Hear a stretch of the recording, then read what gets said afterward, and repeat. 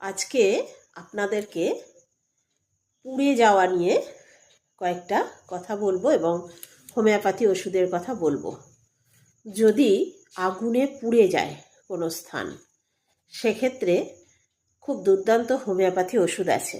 তার আগে বলে নিই, এই কোনো জায়গা যদি পুড়ে যায় তাহলে হাওয়া বাতাস থেকে, বাইরের ধুলো ময়লা থেকে প্রথমে আমাদের একটু দূরে থাকতে হবে। যেমন ধরুন কোনো বদ্ধ ঘরের মধ্যে থাকতে হবে, মোটামুটি বাইরে বেশি ঘোরাঘুরি করলে চলবে না। ছোটোখাটো কোনো জায়গা পুড়ে গেলে সেটা ঠিক আছে, একটু বেঁধে নিয়ে করে থাকতে হবে। দু একদিন একটু নিজেকে ওই জায়গাটাকে একটু ধুলো ময়লা হাওয়া বাতাস থেকে একটু দূরে রাখতে হবে, তারপর আস্তে আস্তে ঠিক হয়ে যাবে।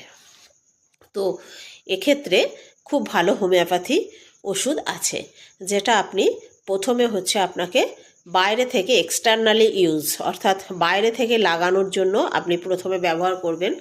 বাইরে থেকে লাগানোর জন্য যে ওষুধটা সেটা হচ্ছে ক্যান্থারিস জেল মলম লাগাতে পারেন। মলমটাই ভালো, কারণ মাদার টিনচারও লাগাতে পারেন, তবে ক্যান্থারিস মাদার টিনচার এটাই বেশি দিন থাকে না, এগুলো উবে যায়, তো যত্ন করে রাখতে হবে।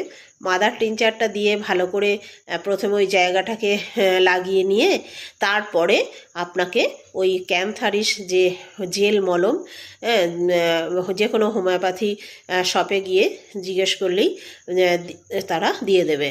এই মলমটা একটা কিনলে 5-7 বছর থাকবে। তো যাই হোক, এটি আপনারা ক্রমশ লাগিয়ে যেতে হবে কন্টিনিউ। পোড়ার সাথে সাথে যদি এটি লাগাতে পারেন তাহলে দেখবেন আপনার ওই জ্বালাটা, অত্যধিক যে জ্বলনটা সঙ্গে সঙ্গে দেখবেন ঠিক হয়ে যাবে। সেক্ষেত্রে অনেক সময় ফোসকা নাও পড়তে পারে, তবে ফোসকা পড়ে যাওয়াটা তো একটা স্বাভাবিক ব্যাপার।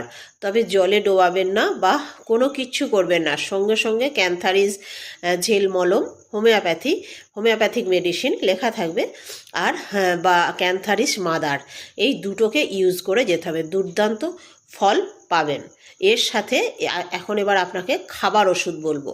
খাবার ওষুধ হচ্ছে ক্যান্থারিস 30 পোটেন্সি, আর বাচ্চাদের ক্ষেত্রে 6 পোটেন্সি, এবং এটি বারংবার 1 ঘন্টা অন্তর আপনাকে 1-1.5 ঘন্টা অন্তর খেতে হবে। সারা দিনে 5 থেকে 6 বার খাবেন, এবং সেটা দিন 2 এটা করবেন। এবং ওই 1 চামচ জলে 2 ফোঁটা দিয়ে বা আধ কাপ জলে 4 থেকে 5 ফোঁটা দেওয়ার পর 1 চামচ করে করে খেতে পারেন, ওটি বেস্ট পদ্ধতি। আর ক্যান্থারিস 30 বা 6 পোটেন্সি মনে রাখবেন। এর